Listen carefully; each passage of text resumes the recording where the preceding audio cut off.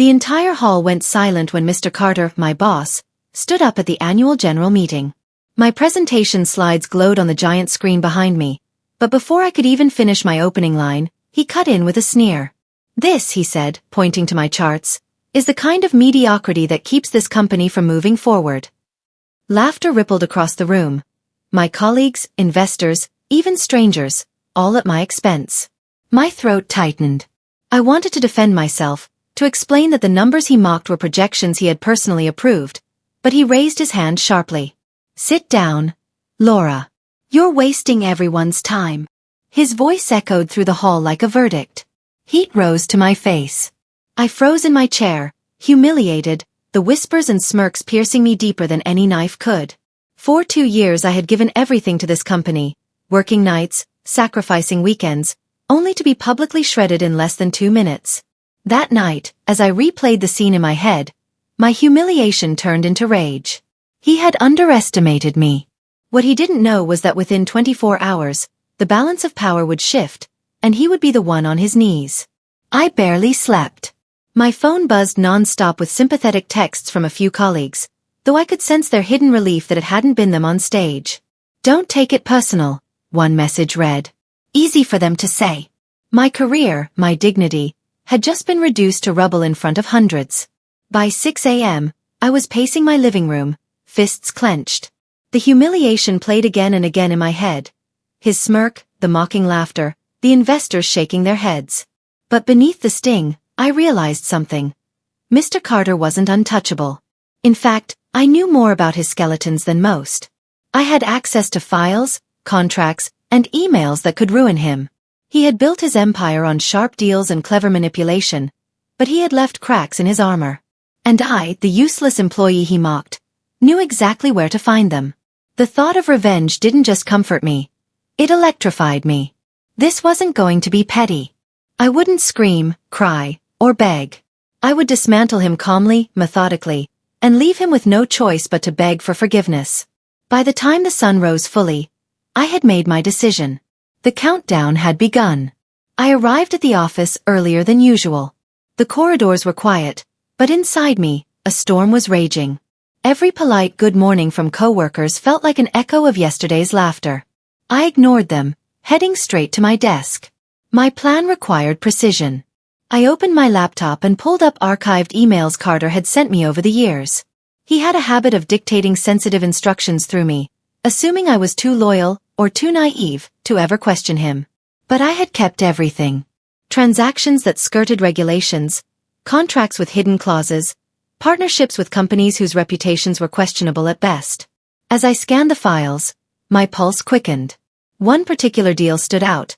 A contract with a supplier that Carter had rigged, pocketing kickbacks while slashing employee benefits to cover the costs. If the board, or worse the media, got hold of this, his untarnished reputation would crumble. I downloaded the documents discreetly onto a flash drive, slipping it into my purse. My hands trembled, not with fear but with anticipation. For the first time since the AGM, I felt power shift ever so slightly back toward me. Carter thought he had humiliated me into silence. He was about to learn that humiliation can ignite something far more dangerous. The office buzzed with post-AGM chatter. People avoided my eyes, pretending yesterday hadn't happened. But I caught their sideways glances, their smirks when they thought I wasn't looking. Each look fueled me further. At noon, Carter strutted into the office like a king surveying his kingdom. His booming laughter carried across the floor. "Tough day yesterday, Laura?" he asked, not privately but loud enough for everyone to hear. My cheeks burned, but I didn't flinch. I smiled just slightly and said, "Don't worry, sir. I'm sure tomorrow will be very different." His brow furrowed. For the first time, he seemed uncertain. Then he brushed it off with a chuckle. But that flicker of unease, I caught it. And I knew he felt it too. I spent the rest of the afternoon finalizing my plan. Timing was everything. The board was meeting the next day, reviewing post-AGM strategies. If they saw what I had, Carter's empire would implode. That night, I printed hard copies of the documents and prepared a digital package as backup. My heart pounded as I sealed the envelope. Carter had thrown me into the fire. Tomorrow I would walk him through it, while everyone else watched. Morning came quickly. I dressed deliberately. Sharp, confident, unshakable.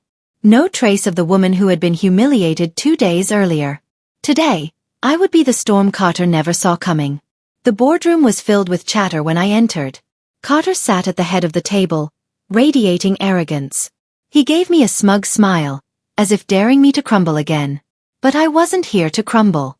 As the meeting began, Carter launched into his rehearsed speech about vision and leadership. I waited, letting him bask in his illusion. Then, when the floor opened for questions, I slid the envelope across the table. "I think the board should see this before we continue," I said calmly. A hush fell. One by one, the directors flipped through the documents. I watched their expressions harden, eyes darting toward Carter. His confident smile faltered, his voice stumbled. "What is this?" one board member demanded. "Proof," I said evenly, meeting Carter's stunned gaze. "Proof of where the company's real problems lie." Carter's face drained of color. The predator of yesterday was now cornered prey. And I wasn't done yet. The silence in the boardroom was deafening. Carter fumbled with his tie, his hands twitching as the directors grilled him. I sat back, calm and deliberate, savoring the reversal. "This is slander," Carter finally barked, his voice cracking. "She's trying to sabotage me." But the directors weren't buying it. One of them, a man who had praised Carter endlessly before, turned the pages of the documents with a scowl. "These are your emails, Carter. Your signature. Your instructions. If this is sabotage, it came from your own hand." For the first time in years, I saw fear flicker across his face. He stammered, tried to redirect, but his usual swagger was gone. My humiliation had evaporated. In its place burned a fire of vindication. Still, I knew better than to strike too quickly. This was only the beginning. Exposing him was step one. Making him kneel would come later. As the meeting wrapped up in chaos, Carter shot me a look of pure venom. "You'll regret this," he hissed under his breath. I smiled, leaning close enough for only him to hear. "No, Carter. You will." The game had officially changed, and I wasn't about to lose. After the board meeting, whispers spread through the office like wildfire. People avoided Carter's office, their usual sycophantic greetings replaced with cautious silence. For once, he wasn't the untouchable tyrant. I returned to my desk, but my pulse was still racing. I knew Carter wouldn't go down quietly. He'd fight back, and I needed to be ready.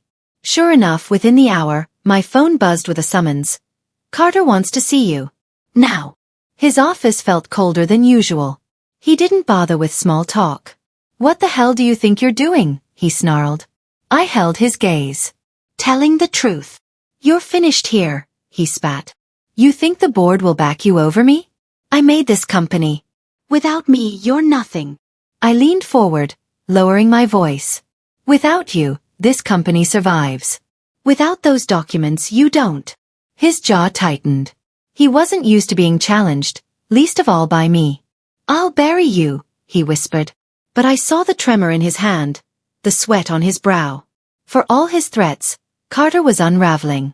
As I left his office, I knew one thing for sure. I had him exactly where I wanted him. That evening, I met quietly with 2 board members who had reached out to me after the meeting. They weren't just concerned, they were furious. The kickbacks Carter had taken had cost the company millions, jeopardized partnerships, and stained reputations. "Laura," one of them said, "we need you to help us.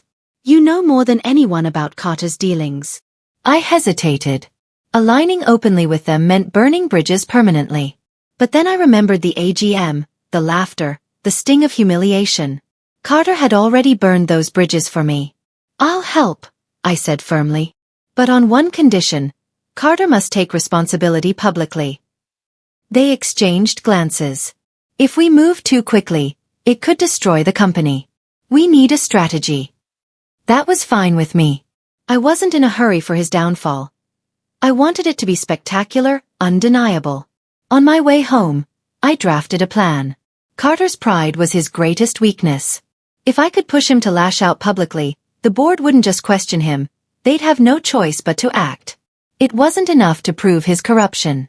He had to humiliate himself, just as he had humiliated me. And tomorrow, I would light the match. The next day, I acted as though nothing had changed. I smiled at coworkers, answered emails, even brought coffee to a team meeting. Carter, however, was a storm brewing behind his office door. By noon, he emerged, glaring at me like I was poison. In front of half the office he barked, "Laura, in my office. Now." I followed calmly, knowing exactly what I was doing. Inside, he exploded. "Do you think you can embarrass me and get away with it?" I crossed my arms. "I don't think anything, Carter. I know." His face turned red. He slammed his fist on the desk. "If you ever undermine me again, I'll..." That was my opening. "You'll what?" I asked, my voice sharp. "Hit me? Threaten me? Yell loud enough for everyone outside to hear." He froze. His temper had betrayed him, just as I hoped. The muffled silence outside his glass office door told me people were listening. I walked out calmly, leaving him shaking with rage. The whispers started immediately. By the end of the day, half the company knew Carter had lost it. Step by step, his empire was crumbling, and I was the one kicking out the bricks.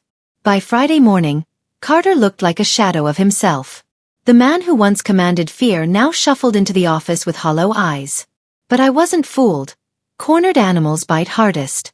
At lunch, I received an anonymous message. "Meet me in the parking garage at 6. Important. My stomach tightened. It smelled like a trap. Still, curiosity won.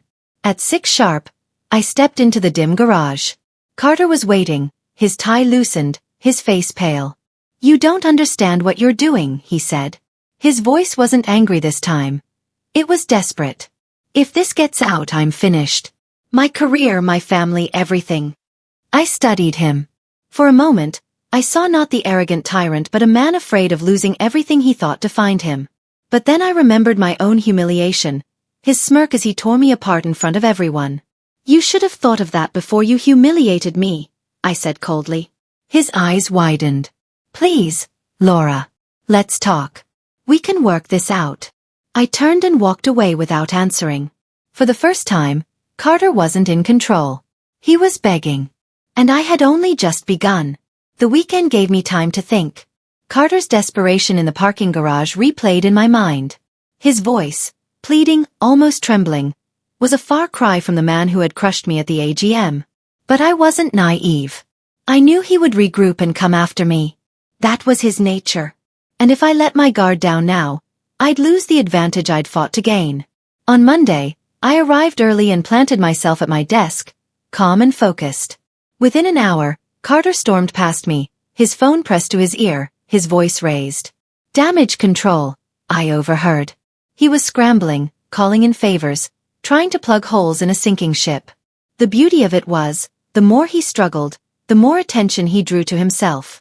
Every loud call, every closed-door meeting, every angry outburst, it all added to the growing narrative that he was unraveling. Meanwhile, I quietly fed small but damning details to the right people. Never too much at once, just enough to fan the flames. By lunchtime, whispers turned into open conversations. "Carter's finished," one employee muttered in the break room.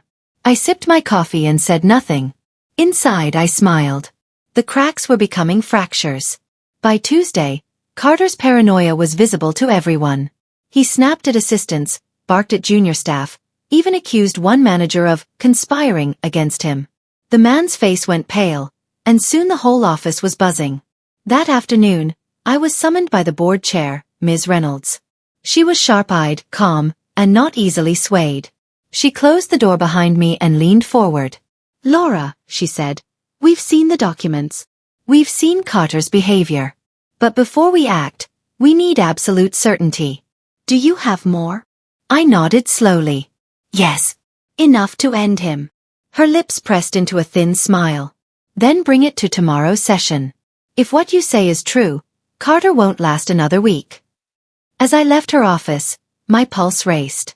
This was the moment I'd been waiting for, but also the most dangerous. Carter was backed into a corner, and he would sense what was coming.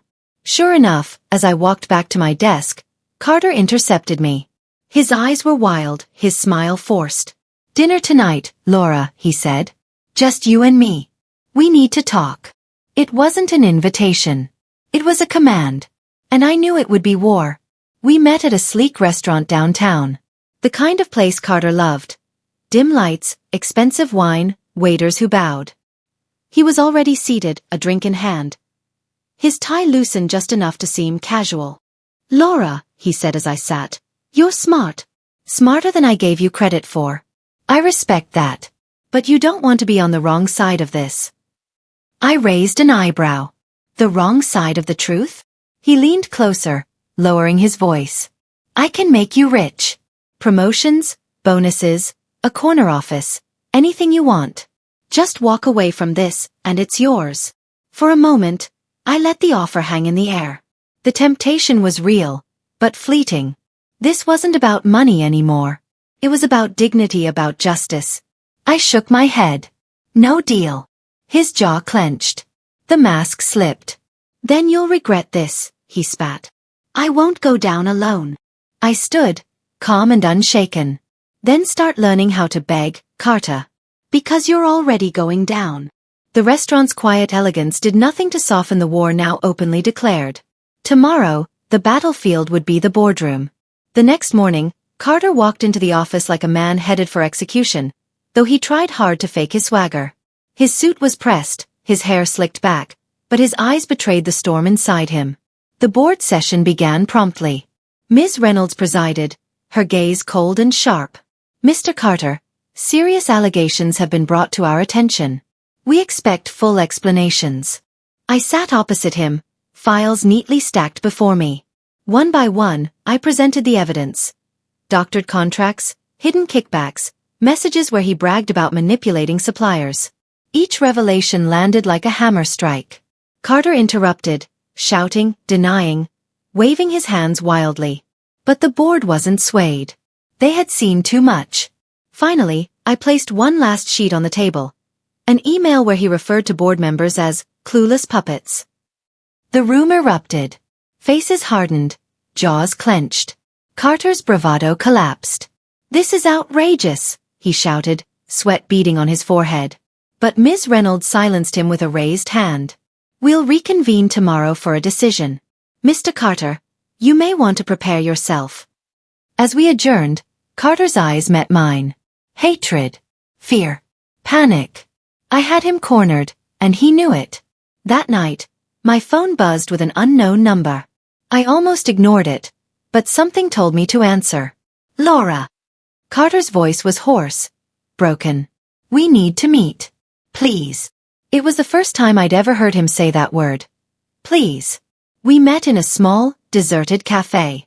He looked nothing like the towering boss who had humiliated me. His tie was gone, his eyes bloodshot, his hands trembling as he clutched his coffee. "I made a mistake," he muttered. "I was arrogant.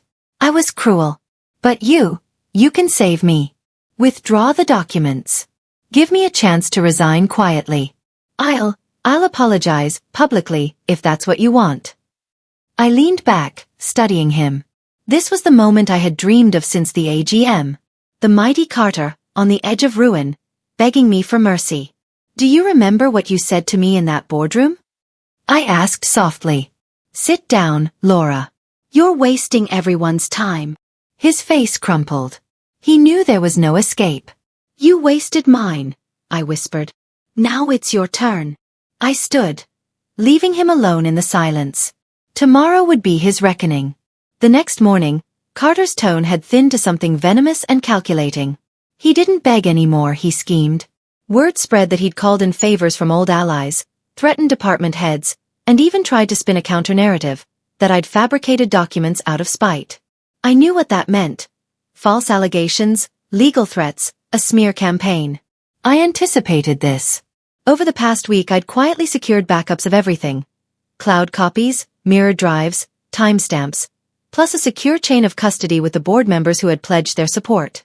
When Carter's lawyer sent a menacing email accusing me of malicious conduct, I forwarded it to Ms. Reynolds with a calm note.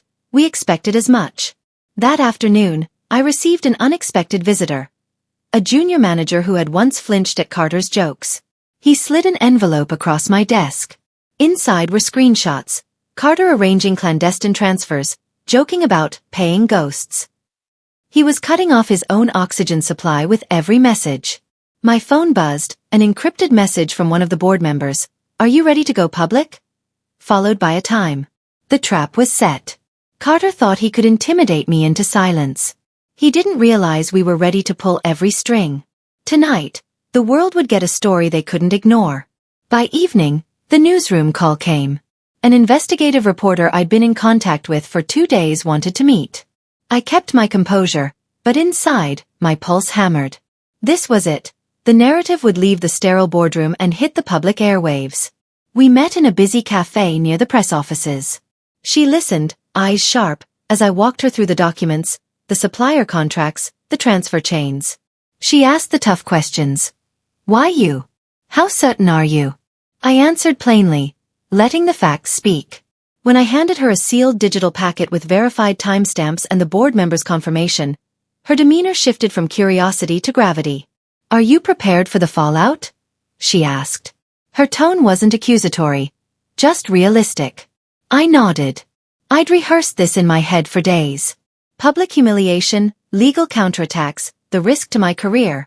I knew it all. She smiled thinly. "Tomorrow morning, this runs on the front page." I left the cafe thinking of Carter's face in the dim parking garage last week when he begged me. He had no idea how quickly a man can fall once light is shown into his corners. When the sun rose, the company would wake up to a headline that would change everything. At dawn, the headline hit my phone like a physical blow. Major firm under investigation. CEO's offshore deals exposed. The office hummed with stunned whispers. People gathered in clusters, scrolling, sharing, pointing. Carter's image, stoic in years past, looked pale and smaller on every screen. A board emergency was convened within hours. Cameras weren't yet at the front steps, but investors were on calls. Stock tickers dipped. Carter paced the executive suite, his voice hoarse as he told anyone who would listen that it was a conspiracy. But the facts were public now, and facts are stubborn. During the meeting, Carter attempted a bold move. He accused me of orchestrating the leak to advance my career. He demanded an internal probe into my conduct and called for my suspension pending investigation. Gasps rippled around the table. For a moment, panic flickered in my chest. If they suspended me, Carter could bury the rest. Ms. Reynolds slammed her hand on the table. "We have independent verification. We also have board confirmations. Suspending Ms. Hartman would be absurd." Her words were ice. Carter's pleas for control dissolved into furious, impotent barking. He was out of moves. But pride makes men dangerous. I left the room knowing he'd try something reckless next. Something desperate. Desperation made Carter sloppy. That afternoon, an IT alert pinged my phone. Unauthorized access attempts on my workstation. Panic bubbled briefly. Then I smiled. I'd prepared for this. Encrypted logs, off-site backups, and legal counsel on standby. Whoever tried to erase the trail was playing catch-up. Carter's next tactic was cruder. He called a staff meeting and, in front of cameras that had now arrived outside the building, he tried to spin a story about rogue elements. He accused unnamed employees of plotting to bring him down, painting himself as the victim of corporate sabotage. Some loyalists gulped and clung to his narrative, but most faces in the room were skeptical. The tide had turned. That evening, I received a call from one of his loyal lieutenants, voice quavering. He's thinking of forcing a settlement. Blackmail. Threatening to release personal data from years ago. The implication was clear. He would stoop low to save himself. I sat for a long time, thinking of the woman in the newsroom who'd promised to run the story responsibly, the board members who'd sworn to pursue truth, and my own quiet certainty. There was only one thing left to do to ensure Carter couldn't weaponize the past. Expose everything first, on my terms. Tomorrow, I would hand the board the final dossier. No more surprises. No more tricks. I walked into the boardroom carrying the final dossier like a declaration. Inside were timelines, email threads, transaction ledgers, and a printed transcript of Carter's threatening voicemail to a supplier, dated and verified. The room felt thick with expectation. Carter sat on the opposite side, jaw clenched, his usual confidence replaced by a brittle mask. I spoke slowly, deliberately. I recounted the timeline from the AGM humiliation to the parking garage plea, the boardroom accusations, the newsroom publication, and the sabotage attempts.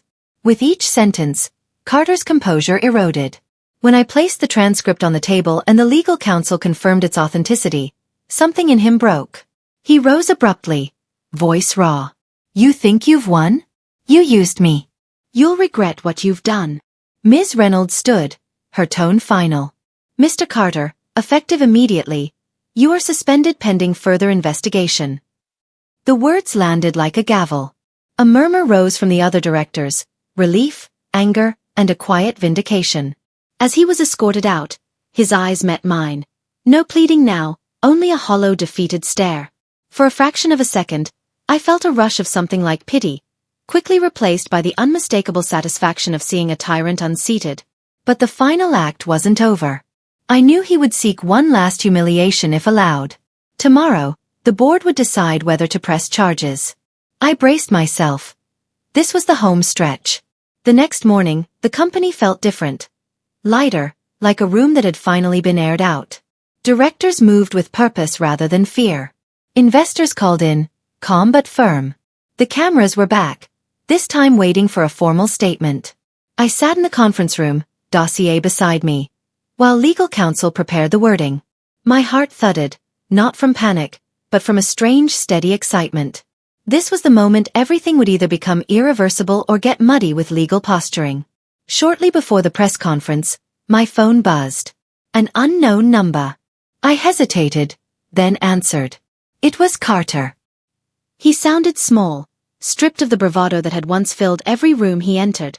"Laura," he said, voice trembling, "please. I need to talk. One last time. I can fix this. Don't make me a pariah." I remembered the AGM, his cruel laugh, the way he'd made my face burn in front of strangers. I remembered the parking garage, the restaurant, the desperate cafe plea. I thought of the junior manager who had slid me the screenshots and the board member who had trusted me. "Not now," I said, keeping my tone neutral. "We're at a public hearing." He swallowed audibly through the line. "Please. After this, I'll come to you. I'll." The line clicked dead. I stood up, smoothed my jacket, and walked into the conference hall. The cameras focused on the empty chair where he should have been. He had one last choice to make. Face the truth publicly, or implode privately. Either way, the narrative had shifted. I was no longer the girl he could dismiss. I had become the one who controlled the story. The press conference became a masterclass in damage control, and the unraveling of a man who had believed himself invincible. The board read their statement, legal counsel outlined the scope of the investigation, and journalists peppered us with questions. Carter's absence on the dais was notable. His PR team offered an explanation about medical reasons, which barely convinced anyone. After the cameras left, Ms. Reynolds called me into her office. Her voice was soft but resolute. "We need to give him the chance to speak. If he truly is remorseful and offers restitution, the board will consider it. But any attempt at manipulation, and we proceed legally." I agreed, though inside I felt none of the mercy she suggested. I wanted fairness, sure, but justice meant consequences, not forgiveness. Still, she was right in one regard. The board needed to remain above vindictiveness. That afternoon, word came down that Carter would be attending a closed meeting the next day to address the board in person. He had chosen to show his face. My stomach tightened. It would be the first time he'd have to explain himself publicly, without his usual armor. That night, I couldn't sleep. My mind pictured the moment he'd stand, the sound of his voice breaking, the look on his face when he realized the world had shifted. I replayed my own words over and over. Calm, measured, steady. I had worked hard to get here. I wouldn't let it crumble at the final stage. Morning came with a humidity that felt almost ceremonial. The boardroom filled with directors, legal counsel, and a handful of witnesses. Carter arrived, suit pressed but eyes hollow, flanked by two advisors who tried and failed to restore his composure. He stood, cleared his throat and began to speak. For a moment he tried the old tactics. Charm, a hint of blame toward internal confusion, references to long service and past successes. The board listened politely then, uncharacteristically, began to interrupt. When Ms. Reynolds asked the hard question, "Did you personally authorize these transfers?" His voice faltered. He stammered, tried to pivot, but the evidence we'd laid out was a relentless counterpoint to his words.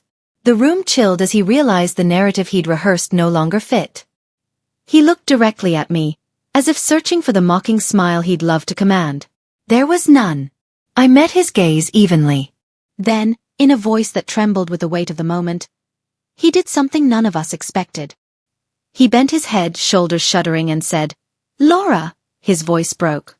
He tried again, this time louder, raw with admission. "I have been cruel. I have been corrupt. I am sorry." Silence followed, shock, then a ripple of murmurs. Seeing him dismantle himself was a strange mix of relief and unease. The man who had publicly humiliated me was now uncloaked, pleading for mercy in front of the people he'd once commanded.